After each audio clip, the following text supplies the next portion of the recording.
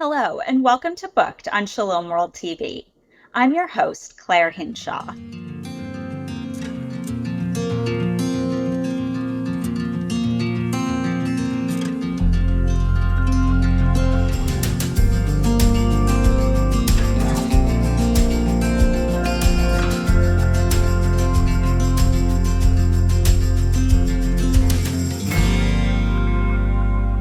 Today we are speaking with Kelsey Gillespy, author of In the Trenches, Finding God Through Parenting Littles. When Kelsey became a mom, she was an ESPN Academic All-American and an award-winning writer. But after having her first child, she discovered that motherhood was the hardest thing she'd ever done. Now, 9 years and 5 babies later, she's found that being a mom can be beautiful and fulfilling, albeit a little messy and chaotic. At any given moment, Kelsey can be found homeschooling her herd of children, exercising, or laughing out loud.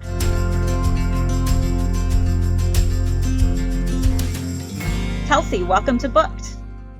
Thank you so much for having me. It's a pleasure to be here. Well, it's great to have you with us, and I'd like to start off by talking about the title of your book, In the Trenches, which is kind of a funny title for a book about parenting. So I was wondering if you could share a little about how and why you came up with that title. Yeah, absolutely. It's funny that you brought that up because I didn't really know about this stage of parenthood, obviously, until I got here. And I remember one night I was pregnant with our third kid. We had a 3-year-old and a 1-year-old at the time. I was pregnant with our third, and my husband and I went out to a dinner, a banquet, and we were sitting with, few other couples, and one of the other women just happened to be a mother of 8. And I sat there, and she said she's the mom of 8, and I just remember marveling at her, how are you alive? How are you doing this? I'm drowning here with almost 3, and here you're just crushing it with 8. And she's like, don't worry, it gets easier right now. You are in the trenches. And in that moment, it clicked.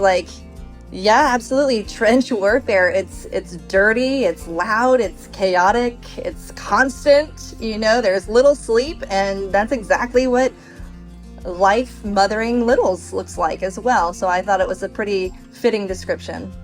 Oh my gosh! As you're telling that story, I'm like, that must have been such a relief for you in that moment to hear that from someone who knew.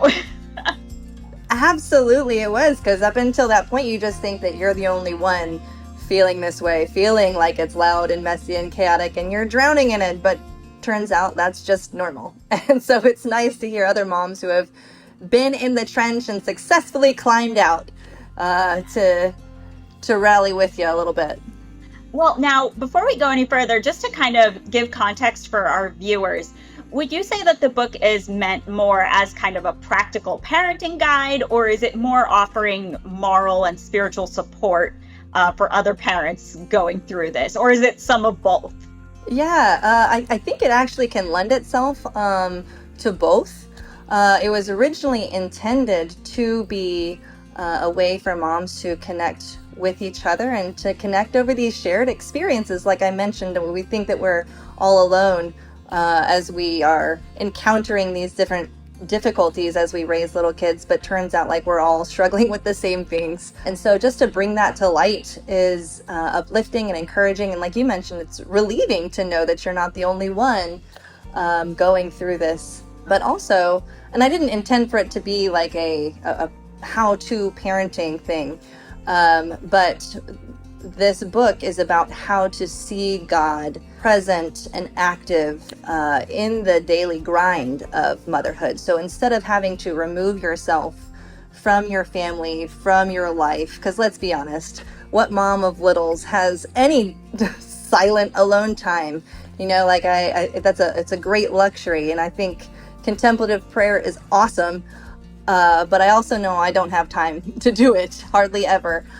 So this book is about how moms can find God and encounter Him and grow close to Him in the messiness of daily life as a mom. Well, right there at the beginning, as you were talking about, kind of finding other moms, that's something you kind of stress throughout the book, is the importance of community.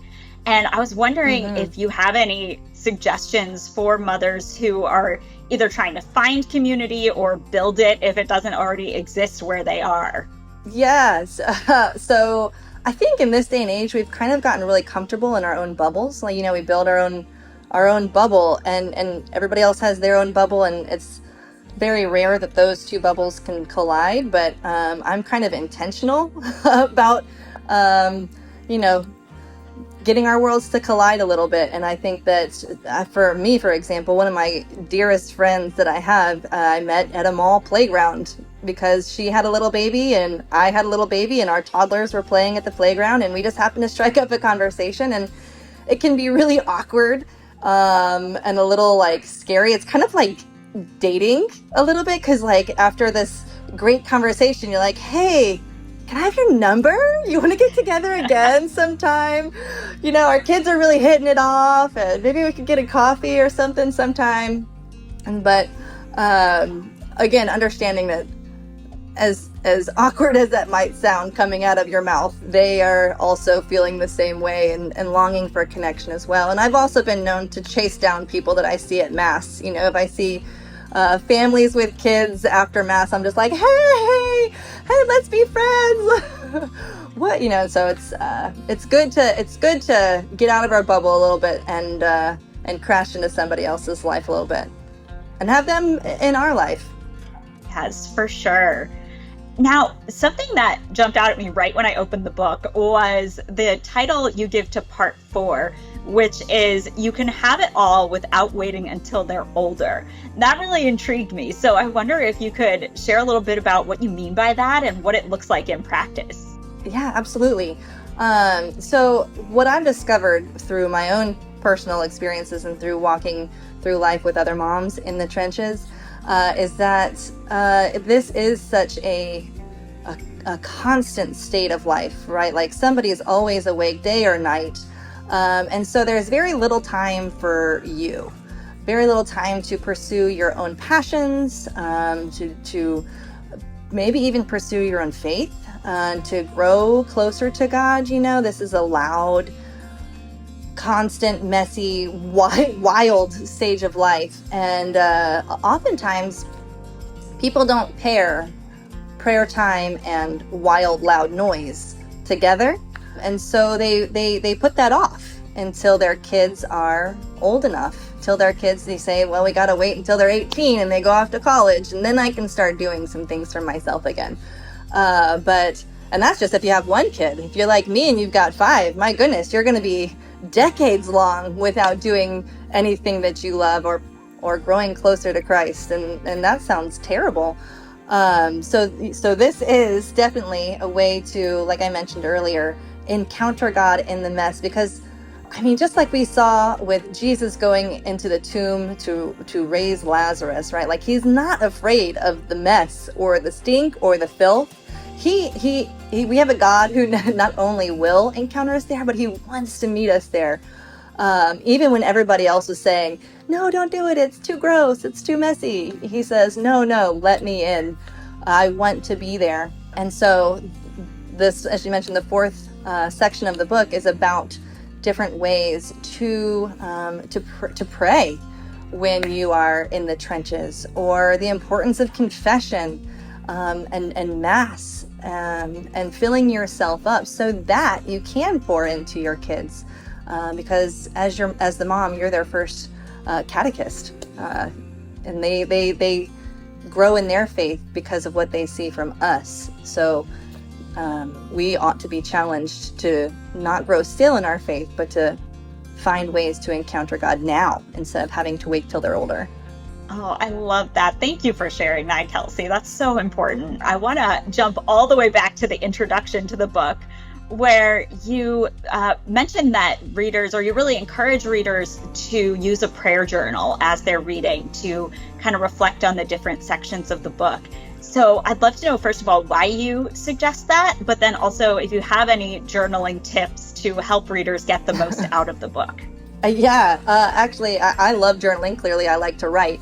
But I think the most important thing when you're journaling is just to be authentic, to be yourself.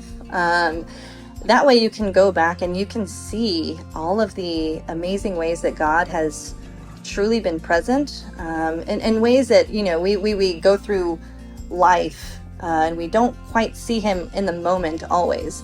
But later down the road, we have the foresight to say, oh yes, there he was the whole time with me. And so by journaling through these things, that's like a concrete documentation of God's provision and presence in your life. And what a gift it is to go back and to be able to say, oh, well, yeah, I clearly see you now. And so that's a pretty powerful tool, I think.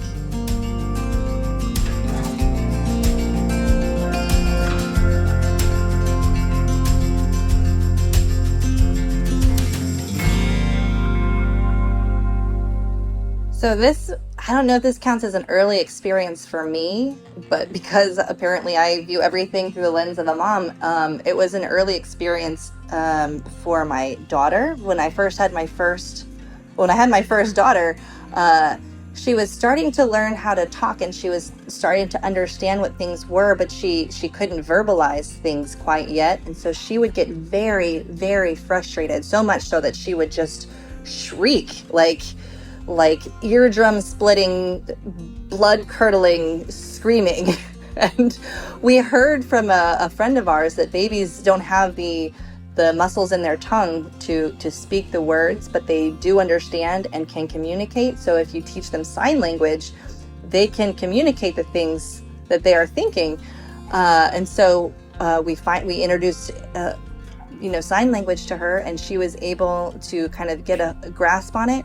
And the moment that she had language, all of the frustration, it was eliminated immediately. And so it's just the power of being able to put what's in your head into somebody else's head.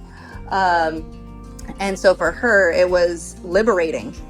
And for me, it was much better too. I didn't have to, go around listening to the terrible shrieking anymore. I could connect with my daughter instead. So that was great.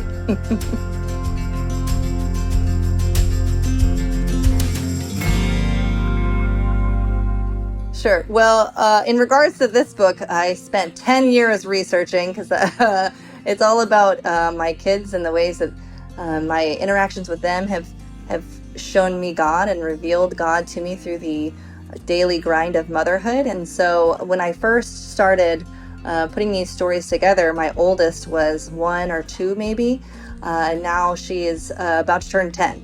So at least for this one book, I've been thinking about it for almost 8 years.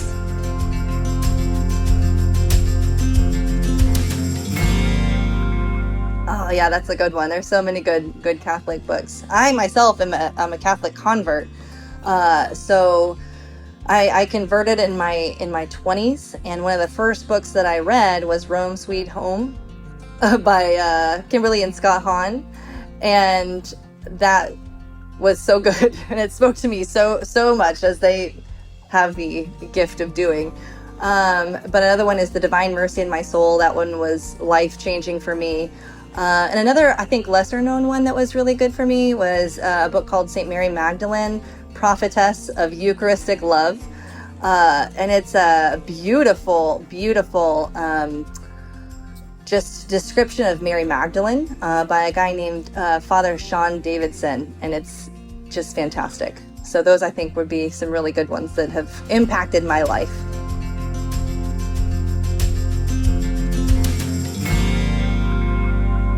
Wow, there's so much that we can get out of story. I think that not only is it cathartic, the story can be cathartic, and helping us express our emotions and feel our emotions, but it can also inspire us to be a better version of ourselves, right? We can pour out compassion on these characters, whether they're fictional or non-fictional. I often find myself getting really attached to characters who are really well written, regardless of if they ever existed or not. And I think that it calls us to a higher level of ourselves. It's transcendent in a way.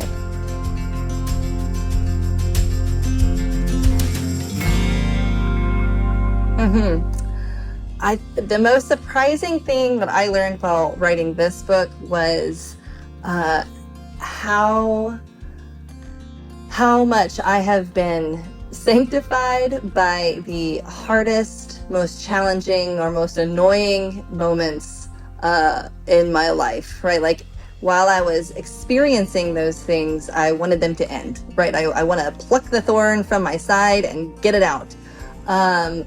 But after putting these together, it was very evident that the most transformative works that God has done in my life were through those thorns. And so it helps me embrace and welcome the thorns now as they come. And I'm not so quick to try to pull them out, but helps me want to know what God's up to and be more open to being refined through them.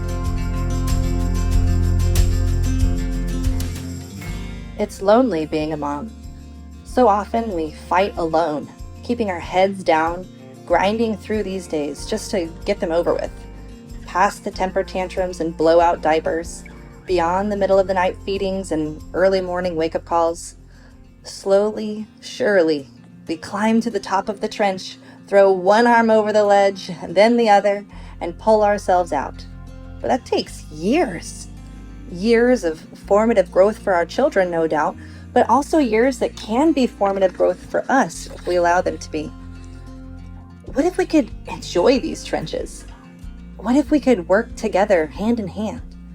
What if by talking to other moms or reading this book, you discovered that these trenches can be surprisingly beautiful?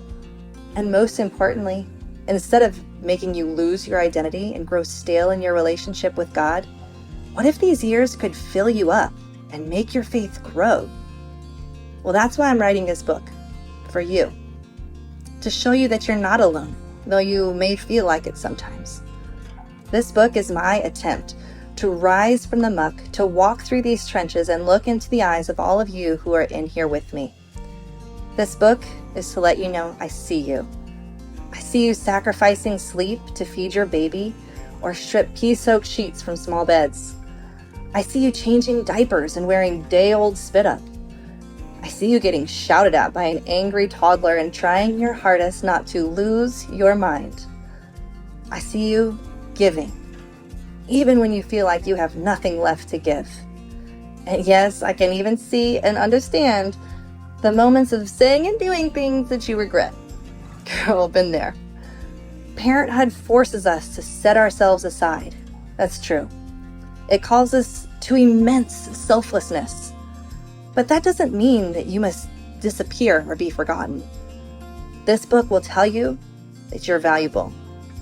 You're not alone. You're just in the trenches. And I'm right here with you. Hello, my name is Teresa Gallagher. I am the mother of 4 children in Dallas, Texas, and I am in the trenches.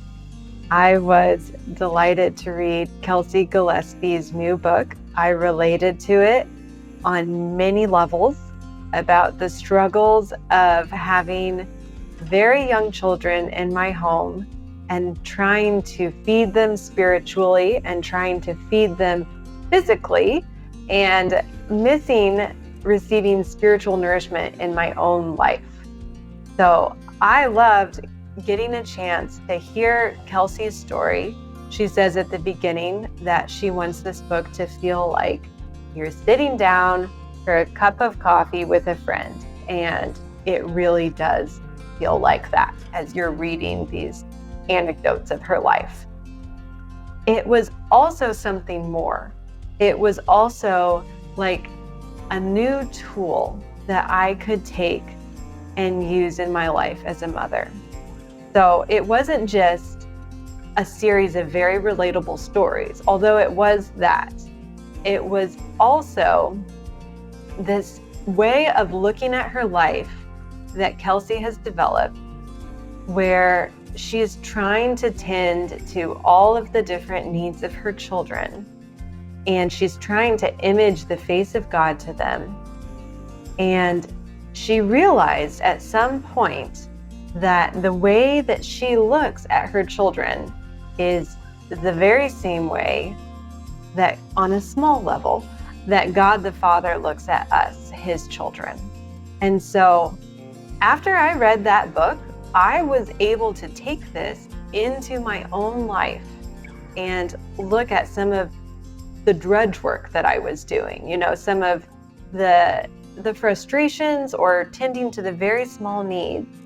And instead of getting caught up in the day-to-day mundane details, I really was also looking at it on a different plane and thinking, okay, what does this say about God the Father's love for me?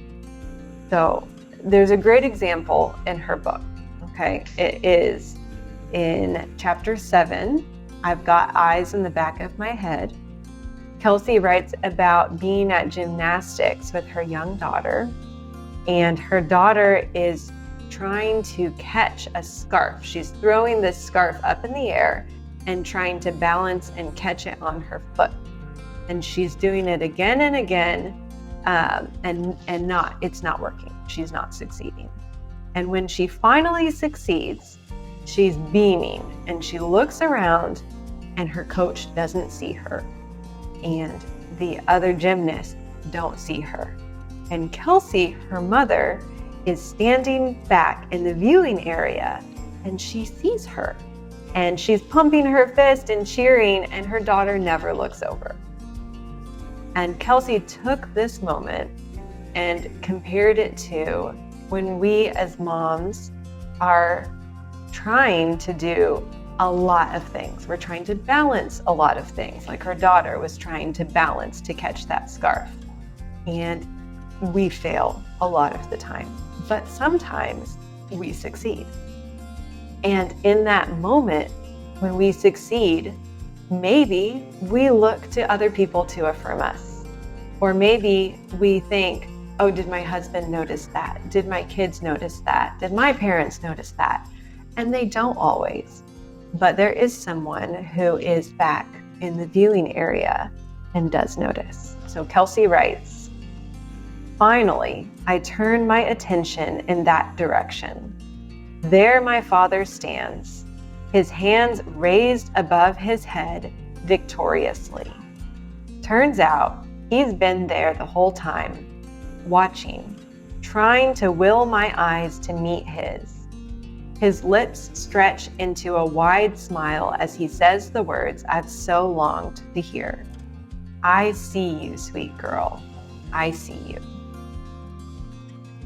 I think this is a beautiful book. It is a book that makes an excellent gift for young mothers. I have already sent a copy to my sister who is in the trenches with her 2 young children as her husband is in the military and he's deployed right now. She's truly looking for someone to see her in that struggle.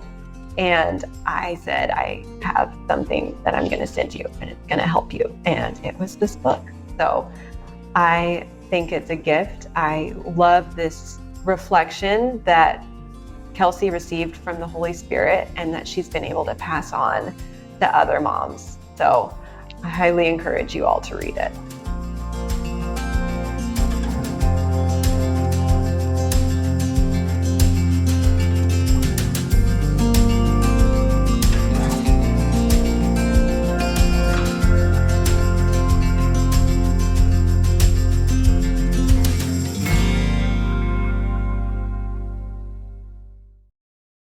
Ten years of sharing the peace of Christ. Shalom World, God's own channel.